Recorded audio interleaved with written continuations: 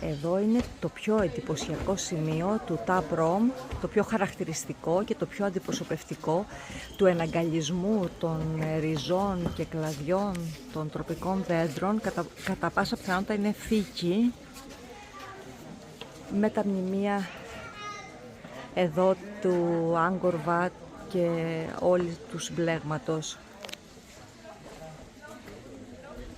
Εδώ μαζεύει το πιο πολύ κόσμο, είναι το πιο χαρακτηριστικό, το πιο έντονα σφιχταγκαλιασμένο με τα στοιχεία της φύσης, το ξύλο και τη χαρακτηριστική αρχιτεκτονική του Άγκορ Βάτ εδώ στο Τα Προμ. Ακόμα εδώ ένα θαύμα της φύσης που έχει αγκαλιάσει τα έργα του ανθρώπου, στο Τα Προμ.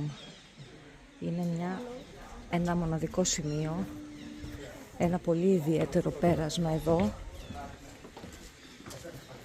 Κοιτάξτε εδώ, οι κορμοί έχουν καταστρέψει, έχουν εισχωρήσει μέσα στο κτίριο η τροπική ζούγκλα και παντού βγαίνει σε έθρια, αυλές, τείχη γύρω-γύρω, ατελείωτα κτίρια.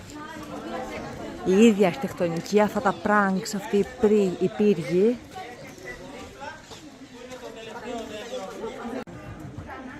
Βρισκόμαστε στο Τα Προμ, το ναό που είναι μετά το Άγκορ Βάτ, ένας πολύ ιδιαίτερος ναός, ανάκτορο, πολλά μαζί, πολλά παραρτήματα θα λέγαμε, με τα πράγκ αυτούς τους πύργους γύρω-γύρω. Ο κόσμος είναι υπερβολικά πολύς, χαμός.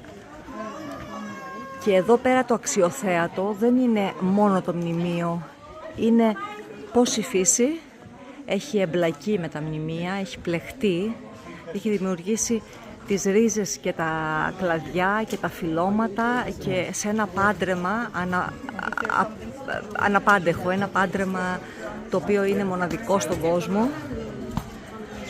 Μνημειώδεις κατασκευές και μνημειώδη ανάπτυξη της φύσης, οργιώδης βλάστηση από το 10ο αιώνα μετά Χριστόν μέχρι και σήμερα.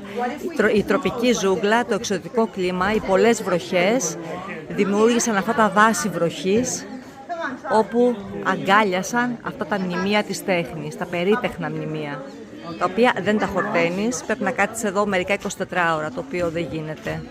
Τα Προμ, το απάβγασμα του Άγκορ, στη Βόρεια Καμπότζη. Όχι βίντεο. Άγγελε. Τα Προμ.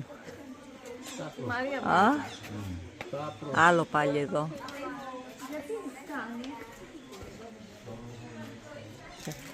Τα τείχη του 1200, 1100, 1200 μετά Χριστόν. Εξαιρετικό.